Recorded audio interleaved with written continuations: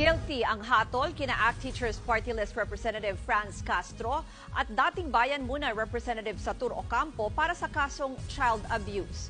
Si Castro naging emosyonal nang malaman ang desisyon ng korte pero lalaban daw siya. Nasa frontline ng balitang yan, si Marian Enriquez. Kami naman ay nag-rescue, sumaklolo lang sa kanila. Kami pa yung convicted at kami yung mapaparusahan. Nanindigan si ACT Teachers Party List Representative Franz Castro na wala silang ginawang masama ni dating Bayan Muna Representative Satur Ocampo. Kasunod yan ng hatol na guilty sa kanila ng Tagum City Regional Trial Court Branch 2 para sa kasong child abuse. Hindi naiwasan ni Castro ang maging emosyonal sa desisyon.